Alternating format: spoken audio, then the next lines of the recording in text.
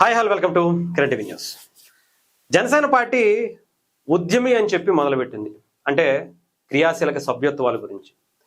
ఇప్పటికే దాదాపు 13 లక్షల మంది జనసేన పార్టీకి క్రియాశీలక సభ్యులు ఉన్నారు. వాళ్ళందరూ కూడా చాలా బలంగా పనిచేస్తున్నారు. అలాంటి జనసేన అంత బలమైనటువంటి క్యాడర్ ఉంది కాబట్టి 100% స్ట్రైక్ రేటు అలా భారతదేశంలో అలవోకగా సాధించింది. ఇప్పుడు అధికారానికి వచ్చిన తర్వాత మొట్టమొదటిసారి ఆ స్థాయిలో తన బలాన్ని నిరూపించుకోవడం కోసం, తన బలానికి సంబంధించి ఇంకా పెంచుకోవడం కోసం పవన్ కళ్యాణ్ గారు పార్టీ మీద కాన్సన్ట్రేషన్ చేసి ఈసారి పెద్ద ఎత్తున క్రియాశీలక సభ్యత్వాలు తీసుకునేందుకు ప్రారంభించినటువంటిది సభ్యత్వ కార్యక్రమం. దీనికి సంబంధించి ఇది చూడండి, అసలు ఒక పార్టీకి సంబంధించి సభ్యత్వం తీసుకోవడం కోసం ఇంత భారీ ఎత్తున రావటం అనేది నేను చూస్తే నేనైతే ఎక్కడ చూడాల. నిజంగా ఏదో సినిమాలో డైలాగ్ ఉంటుంది కదా, ఇదేంటయ్యా ఇదే నేనేలా చూడలా. ఒక పార్టీకి సంబంధించి సభ్యత్వం తీసుకోవడానికి ఇలా 400 రూపాయలు కట్టి సభ్యత్వం తీసుకోవడం కోసం ఎంతమంది గుంపులుగా వచ్చి ఇలా లైన్లో నుంచుని తీసుకున్నటువంటి సందర్భాలు ఉంటాయా ఎప్పుడన్నా? అది కూడా అసలు నార్మల్గా ఫ్రీగా ఇస్తామంటేనే ఎవరు తీసుకోరు సభ్యత్వం అనేది. పైగా 400 కట్టి వాళ్ళ అంటే ఇన్సూరెన్స్ ఏదో ఇస్తున్నారు అనుకోండి, అది పక్కన పెట్టండి.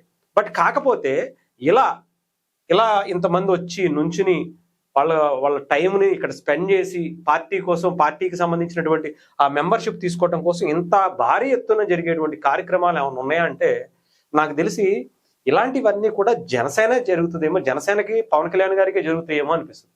ఎప్పుడో పార్టీ పెట్టినప్పుడు నాకు బాగా గుర్తు, జనసేన పార్టీకి సంబంధించి ఒక టోల్ ఫ్రీ నెంబర్ పెట్టారు. మీరు ఎవరైనా సరే జనసేన పార్టీలో జాయిన్ అవ్వాలి అనుకుంటే ఫలానా నెంబర్కి మిస్డ్ కాల్ ఇమ్మని చెప్పి, ఆ మిస్డ్ కాల్ ఇస్తే ఆ తర్వాత వాళ్ళు కాల్ చేసి వాళ్ళ డీటెయిల్స్ ఇచ్చి సభ్యత్వం నమోదు చేసుకుంటారు. అప్పుడు కూడా ఒక చరిత్రగా తీసుకున్నారు.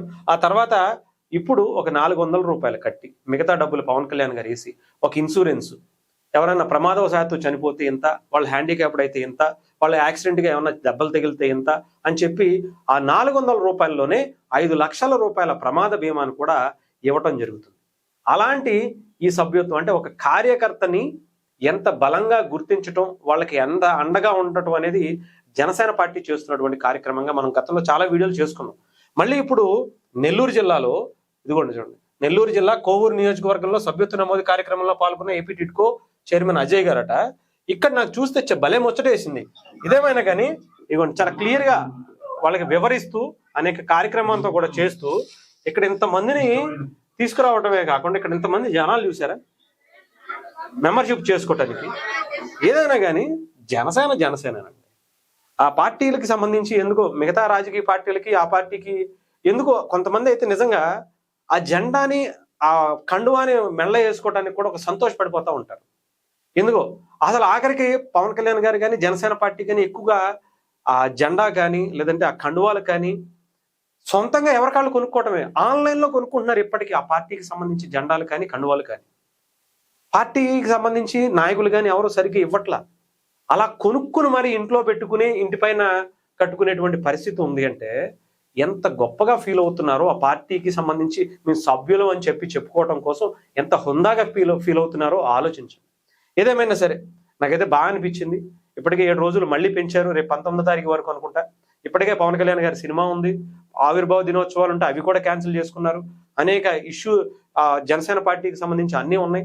అన్ని కార్యక్రమాలు కూడా ఈ సభ్యత్వ నమోదుకి సంబంధించి ఇంకా జరగాలని ముందు చూపుతూనే కొంత వాటినన్నింటినీ పక్కకు పెట్టి దీన్ని కూడా ఇంకా ఎక్స్టెండ్ చేసినటువంటి పరిస్థితి అయితే కనిపిస్తుంది. ఏదేమైనా సరే చూద్దాం. గతంలో 13 లక్షల దగ్గర అయితే ఇప్పటి వరకు జరిగాయి. ఈసారి దాన్ని మించి డబల్ అవుతుందా, ఎంతవరకు వాళ్ళు తన బలాన్ని చూపించుకునేటువంటి ప్రయత్నం చేస్తారనేది చూడాలి.